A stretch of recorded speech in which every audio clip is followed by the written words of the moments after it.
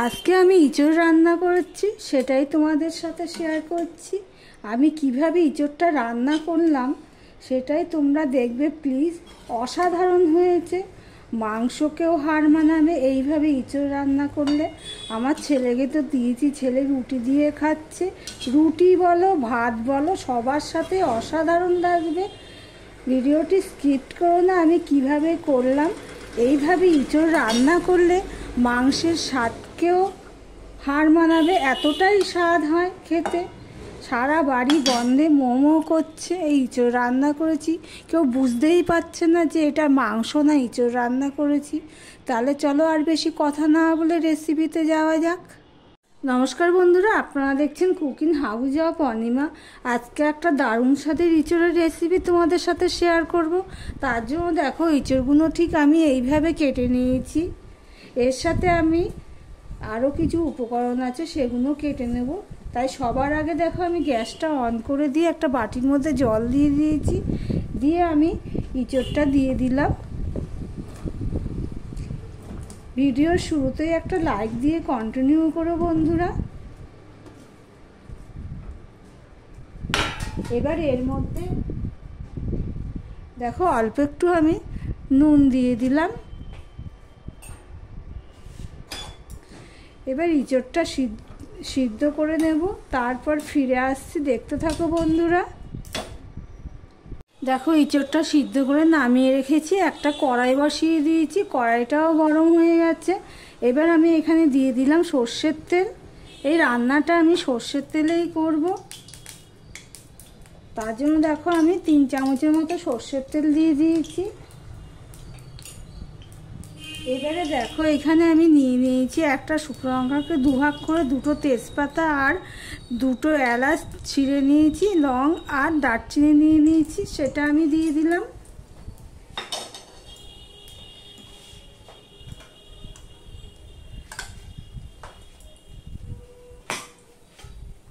আর এখানে দেখো আমি আলু কেটে নিয়েছি ইঁচড়ের জন্য।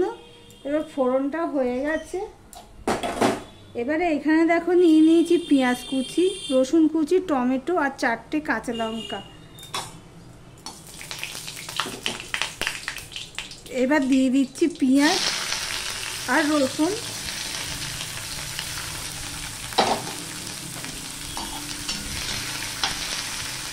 দেখো পেঁয়াজ আর রসুনটা কিছুটা হয়ে গেছে, মানে প্রায় অর্ধেকটা মতো হয়ে গেছে। এই অবস্থায় কেটে রাখা আলুগুলো দিয়ে দিলাম। দিয়ে দিলাম নুন আর হলুদ, 1/2 চামচের একটু বেশি হলুদ দিয়েছি আর 1/2 চামচ নুন দিয়ে দিলাম। এবার সম্পূর্ণটা আমি মিশিয়ে নেব। এই পর্যন্ত যারা ভিডিওটি দেখছো লাইক দিতে ভুলে গেছো, একটা লাইক দিয়ে দিও। সম্পূর্ণটা মিশিয়ে নিয়ে পেঁয়াজের সাথে আলুটা আমি ভাজতে থাকবো, দেখতে থাকো বন্ধুরা। দেখো বন্ধুরা, পেঁয়াজ আর রসুনটা ভালো করে ভাজা হয়ে গেছে, তার সাথে আলুটাও ভাজা হয়ে গেছে। এবার আমি যে টমেটো আর কাঁচা লঙ্কা নিয়ে নিয়েছি, তার সাথে নিয়ে নিয়েছি 1 চামচের মতো আদা পেস্ট, সেগুলো সব আমি দিয়ে দিলাম। এবার সম্পূর্ণটা ভালো করে মিশিয়ে নিচ্ছি, দেখতেই পাচ্ছ। এবার টমেটোটা নরম হওয়া পর্যন্ত আমি এটা রান্না করতে থাকবো, দেখতে থাকো বন্ধুরা। দেখো টমেটোটা নরম হয়ে গেছে, আদারও কাঁচা গন্ধ চলে গেছে, পুরো মাংসের গন্ধ বেরোচ্ছে। বন্ধুরা প্লিজ তোমাদেরকে অনুরোধ করছি, ঠিক এইভাবে একবার রান্না করে থাক। যারা রান্না না করেছো তারা এইভাবে একবার রান্না করো, মাংসের স্বাদকেও হার মানাবে, এতটাই স্বাদ হয়।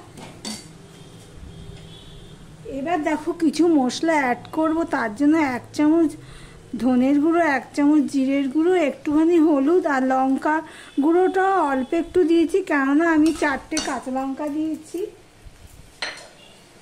আমি অল্প একটু মিক্সি ধোয়া জল দিয়ে দিলাম। এবার মশলাটা ভালো করে কষিয়ে নেব, একদম পুরো মাংসের গন্ধ বেরোচ্ছে। প্লিজ বন্ধুরা দেখো, তোমরা এইভাবে একবার ট্রাই করে, যারা না রান্না করেছে তাদেরকে বলছি। এবার আবারও ঢাকা দিয়ে আমি কষিয়ে নেব, দেখতে থাকো বন্ধুরা।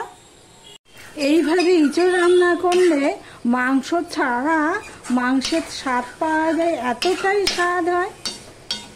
দেখো কিছুটা কষানো হয়ে গেছে, 60%-এর উপরে কষানো হয়ে গেছে। এই অবস্থায় আমি সিদ্ধ করা ইঁচড়গুলো দিয়ে দেবো। সিদ্ধ করা ইঁচড়গুলো দিয়ে সম্পূর্ণটা আমি মিশিয়ে নেব।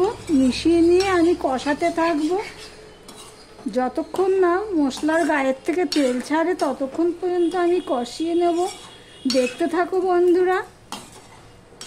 দেখো বন্ধুরা, পুরোটা কষানো হয়ে গেছে। এই অবস্থায় আমি দিয়ে দিচ্ছি জল পরিমাণ মতন।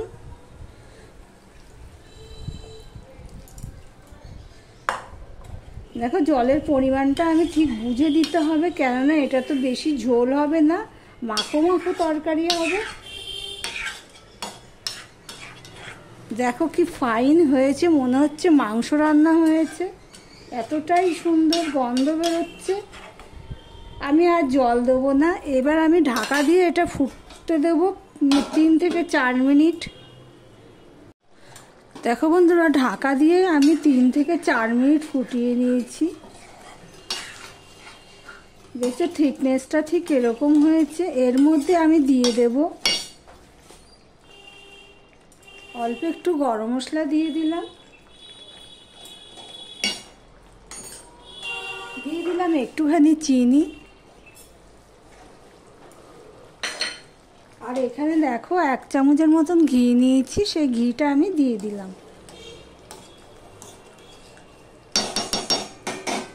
এটা সম্পূর্ণটা ভালো করে আমি মিশিয়ে নিচ্ছি, দেখতেই পাচ্ছ এতটাই ভালো হয়েছে কি বলবো বন্ধুরা। আমি একটু টেস্ট করে দেখেছি নুনটা ঠিক আছে কিনা।